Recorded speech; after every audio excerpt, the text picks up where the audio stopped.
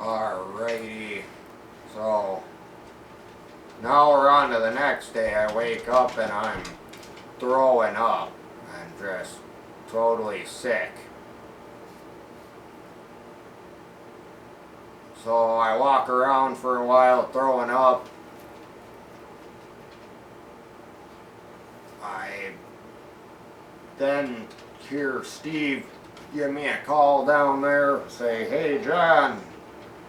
So I walk down and he's like, "Oh, I heard that you were throwing up.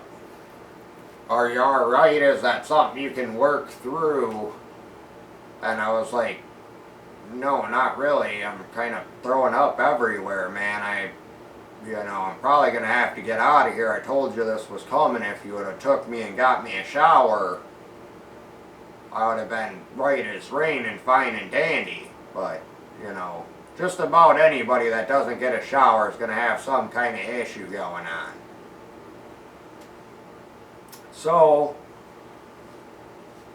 I tell him that I had talked to my wife and stuff, and that I was telling her I was really sick and I was probably going to have to come home, and she was on the phone as I was throwing up and stuff. I had a headset on. Well, Steve's like, "Alright, we'll find a bus." So, I thought at first he meant like, "Oh, I'm going to pay for you to get back up there, buddy." He's all of a sudden, it kind of seemed like he had an attitude, so I was like, "You know what, I'll just pay for the ticket myself."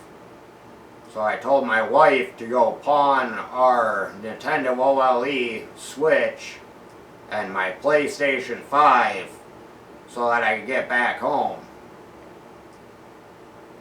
Well, she does so. She lets Steve know that she bought the ticket and everything, and I didn't leave until like 10 at night. Well, all of a sudden he's like, "Oh, let's get going." And I didn't have none of my stuff packed up or anything like that, and he starts locking the one end of the container that I was staying in that all my stuff's in. So I quickly grab my 2 bags out of there, and then I'm going back to get the last of my stuff, and he's literally closing and locking it. And I'm like, "Dude, you need to open that. My stuff's in there." So he whips it back open. I run up in there, I grab the last couple of my things, and I, packed my bags up on the trailer right in front of him. Another reason why I couldn't believe, like I told you in that first video, that I had to deal with the police. He watched what I put in my bag, so I don't know where he's getting that part from. He literally helped me load my stuff into his truck.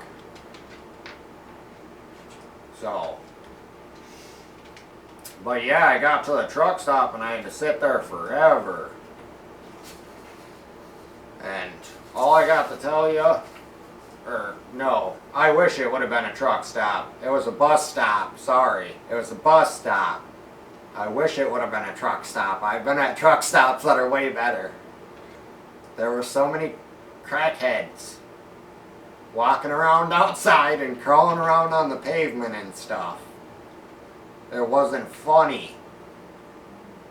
You have to deal with them harassing you and asking you for money the whole time. So I would very much not take the bus.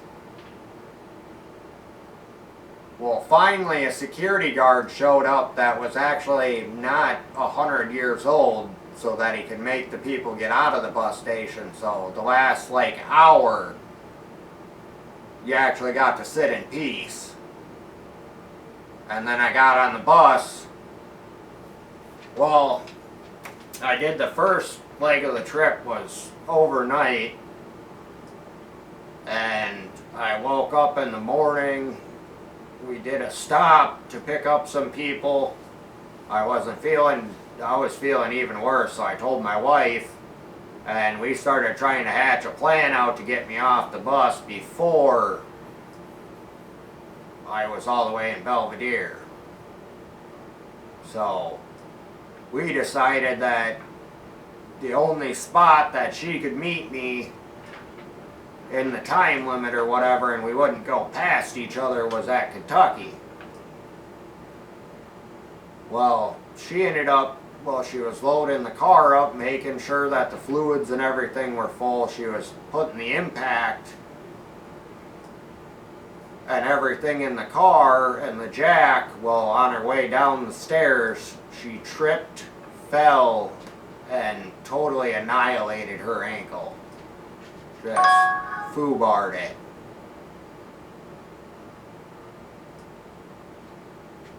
So she calls me, she tells me that she did that, and I'm like, how did you do that? Like, what happened? She's like, I don't know, I was just walking out of the front door. And I'm like, oh, are you sure you can come get me? And she's like, yeah, I can come get you still. She was confident that she could do it. So then we were still on for her to come pick me up. So I had 2 more stops I had to sit through.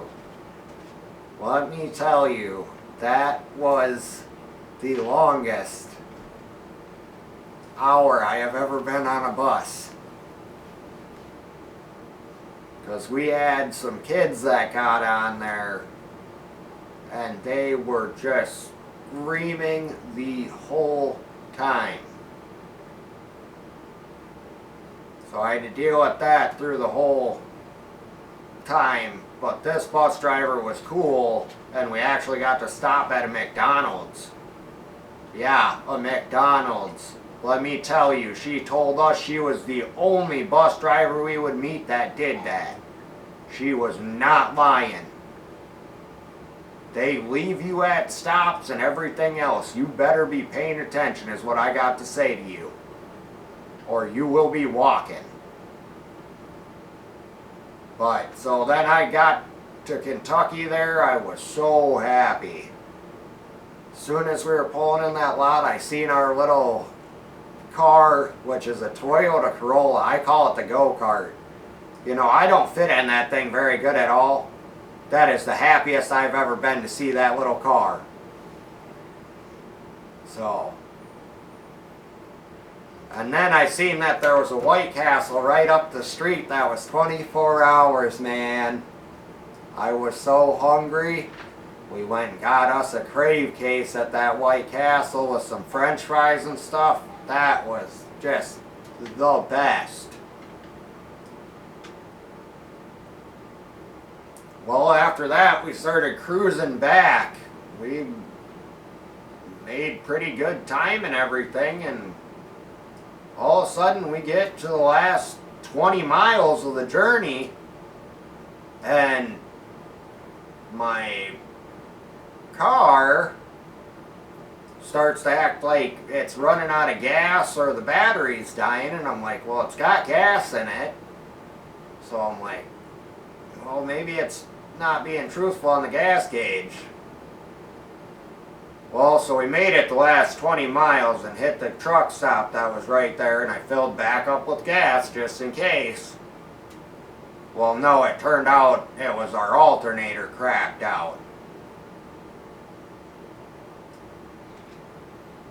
So this whole trip ended up costing me to get home and to buy stuff while I was down there and everything like $1,000, if not more. He did not pay me for any of the work I did down there like he was supposed to or anything. You know, I talked to him on the phone. He seemed like a really good person. I've dealt with him a couple times, only through the phone and stuff like that, but I would tell you, do not go out there. If he calls you and he wants to do a deal, watch Fab Acres videos on the 372 Pro Mag, and you'll find out a little bit more about Steve. Also check into the Nokers. Indian Doug is the guy's name. He bought that chainsaw. He's got a receipt and everything. But I'm done dealing with that guy. I'm done helping him, doing any kind of talking about him. So that is all I got to say. That's my story on what happened. And I said it was totally nothing like he said it was going to be. But, alright, on to a good note. I have some new saws coming, and so make sure to stay tuned for unboxing videos. And guess what? We'll have proof of purchase with every unboxing video. So, subscribe so you can see all the new saws I got coming. I got a 372, and my son's got a Salem Master, and we're going to get some videos with my other boy with his little pup. That's from the John Cutter line. Thank you very much and have a good night.